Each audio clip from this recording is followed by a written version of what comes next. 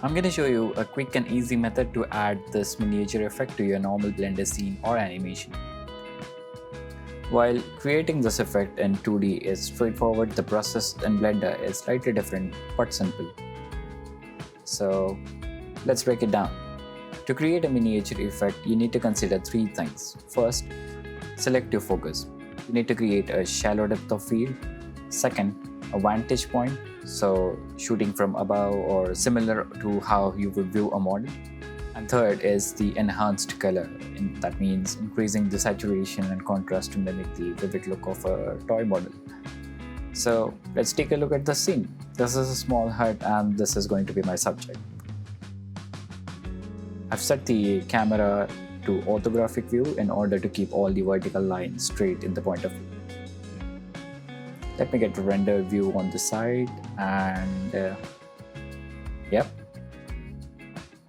And I have used the geometry node to scatter a collection of trees.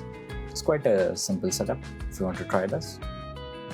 Now go to camera settings and enable the depth of field. Select your subject here and change the f-stop to define the blur in your scene. The lesser the value, the more blur you're adding to the scene. But at the same time, you're also shrinking the area that will be in focus. So find your sweet spot. It shouldn't be too much or too less. I'm happy with this value. Looks subtle enough. So yeah, let's render this out. Okay, looks good. Now let's go to compositing and I'm using node wrangler, so Ctrl+Shift+click to bring up the viewer node. Make sure you have your backdrop on to see the rendered image.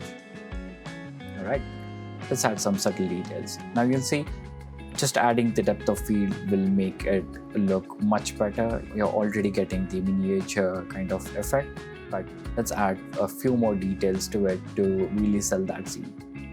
Alright, I'm going to add a filter node and set this to dive in sharp. You'll see a noticeable difference in the image, but we don't want to set it to 1. Let's set it to something like 0.3. Yeah, subtle but good. And let's add another filter node and set this to shadow. This will make the shadows more pronounced. I wanted to set it between 0.1 or 2, so you can change the value depending on what kind of scene you're working on. Well, this already looks much better. Let's take this a step further. I'm adding a box mask node.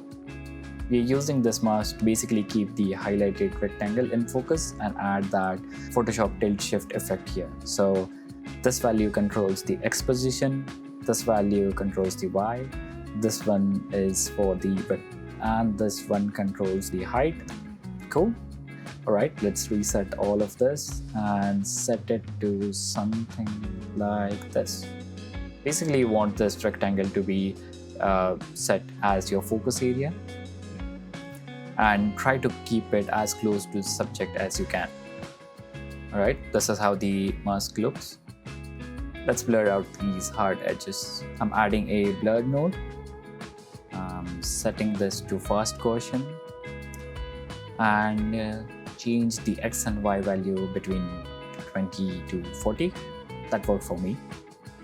Although this looks good, I usually like to set it to relative and increase this value to something like this. Yep, this looks more smooth and gradual. Alright, let's combine everything together. Add a mixed color node and plug this in the bottom image, the one with the filter nodes.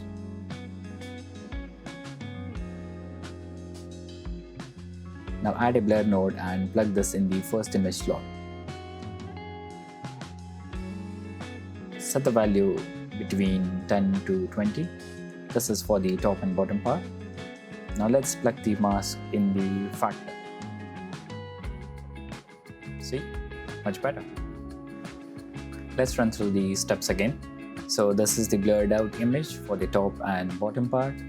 This is the original but processed image with the sharpened and shadow filter. And this is the mask. Alright, looks good. Let's apply all of this to a different type of scene. I have the same subject here, the hut in the middle, and some secondary objects around it. But I don't have anything in the top and bottom part of this image to gradually add that blur effect. Well, in this case, we can reduce the depth of field even further. So let's select the camera, enable the depth of field, select the subject. Actually, you can do this manually, so just turn on the limits to see the focus marker. And I'm going to set the f-stop to 1 or 1.5.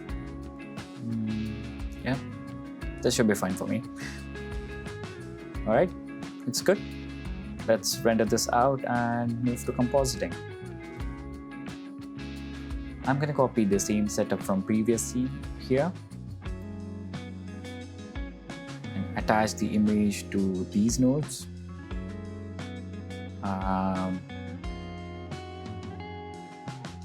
Let's adjust the focus area of the box mask. Right? Yeah, this looks good. Way better. If you don't want to use the box mask, you can just keep that out. You just plug the image straight into the viewer node and use the filters, the sharpen and the shadow filter. That should work. Cool. When you're happy with all your settings, plug the mix color node to Composite. Alright, that's about it. Let me show you some tricks if you want to animate miniatures. So I have a simple setup here. I'm just using a cube moving from point A to point B. Go to scene properties and change the steps in the frame range from 1 to 2 or maybe 3 if you want. This will basically give you a kind of stop motion effect instead of a smooth animation. It's up to you if you want to try it. Well, that's about it, guys. Give it a go. I hope you guys enjoyed, and do check out this aerated bubbly material tutorial. It's quite fascinating. We'll see you there.